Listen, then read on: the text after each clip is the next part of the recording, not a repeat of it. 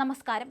നടി വാമിക ഗബ്ബിയുമായുള്ള സൗഹൃദത്തെക്കുറിച്ചും നടിയുടെ സ്വഭാവത്തെക്കുറിച്ചും മനസ്സ് തുറന്ന് DC നടൻ ജവഹർ ശക്തി. ലോകേഷ് കനകരാജ് നായകനായ DC എന്ന ചിത്രത്തിന്റെ സെറ്റിൽ വലിപ്പച്ചെറുപ്പമില്ലാതെയാണ് നടി തന്നോട് പെരുമാറിയതെന്ന് ചിത്രത്തിൽ കറുപ്പ് എന്ന കഥാപാത്രത്തെ അവതരിപ്പിച്ച ജവഹർ ശക്തി പറഞ്ഞു. DCയുടെ ചിത്രീകരണത്തിനിടെ വാമികയുമായി ഊഷ്മളമായ സൗഹൃദമാണ് ഉണ്ടായിരുന്നതെന്ന് യുവാവ് പറയുന്നു. പൊതുവെ വലിയ ഹീറോയിൻസ് ഒന്നും നമ്മളെപ്പോലെയുള്ള ചെറിയ ക്യാരക്ടർ ആർട്ടിസ്റ്റുകളെ കണ്ടുകഴിഞ്ഞാൽ ചിരിക്കുക പോലും ചെയ്യാറില്ല. അതിൽ അവരെ കുറ്റം പറയാൻ കഴിയില്ല. ചിരിക്കേണ്ട ആവശ്യമില്ല താനും.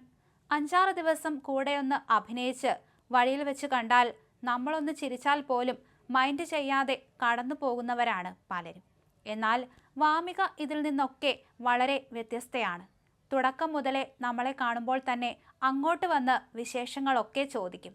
സുഖമാണോ എന്ന് എന്നും ഒരു ചിരിച്ച മുഖത്തോടെ ദിവസവും ചോദിക്കുമായിരുന്നു. അതുമാത്രമല്ല, അപ്പോൾ എൻ്റെ കയ്യിൽ ഉണ്ടായിരുന്നത് വളരെ പഴയൊരു സാംസങ് ഫോണായിരുന്നു. ചിത്രീകരണം അവസാനിക്കാറായപ്പോൾ എന്നെ അടുത്തേക്ക് വിളിച്ചിട്ട് വാമിക എനിക്കൊരു iPhone Pro Max ഗിഫ്റ്റായി തന്നു. ജവഹർ ശക്തി പറയുന്നു.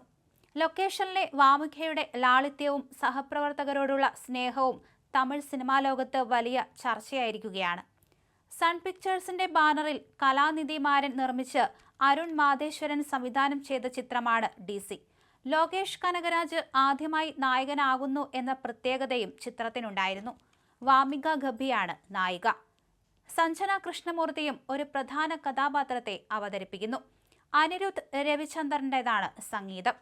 ചണ്ഡീഗഡിൽ താമസമാക്കിയ പഞ്ചാബി കുടുംബത്തിൽ എഴുത്തുകാരനായ ഗോവർദ്ധൻ ഹബ്ബിയുടെയും അധ്യാപികയായ രാജ് കൗശലിന്റെയും മകളായി 1993 വാമികയുടെ ജനനം. ചണ്ഡീഗഡിലെ saint Xavier school, Dev college എന്നിവിടങ്ങളിൽ പഠനം.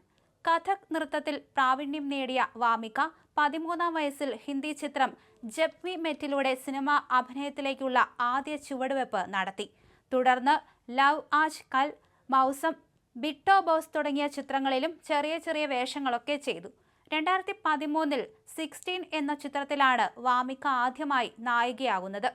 കൗമാരക്കാരുടെ ജീവിതവും ബന്ധങ്ങളും അതിനോടനുബന്ധിച്ച പ്രശ്നങ്ങളും ചർച്ച ചെയ്യുന്ന ഒരു ചിത്രമായിരുന്നു ഇത്. തനിഷ എന്ന കഥാപാത്രം വലിയ പ്രശംസ ഏറ്റുവാങ്ങി. ഇതേ വർഷം തന്നെയാണ് തൂ മേര 22, മെയിൻ തേര 22 എന്ന പഞ്ചാബി ചിത്രത്തിലും താരം അഭിനയിക്കുന്നത്. ചിത്രം വലിയ വിജയമായി. ഇതോടെ പഞ്ചാബി സിനിമയിൽ വാമികയ്ക്ക് വേണ്ടി ഒരിടം ഒരുങ്ങി. ഇഷ് ബ്രൗണ്ടി, അതുപോലെ തന്നെ നാഥു ഖാൻ, ദിൽ ധിയാൻ ഖാൻ, ഗൽവാബി തുടങ്ങിയ നിരവധി പഞ്ചാബി സിനിമകളിൽ വാമിക വേഷമിട്ടു. അതുപോലെ തന്നെ മലയാളത്തിൽ ഗോധ എന്ന ചിത്രത്തിലും അഭിനയിച്ചു.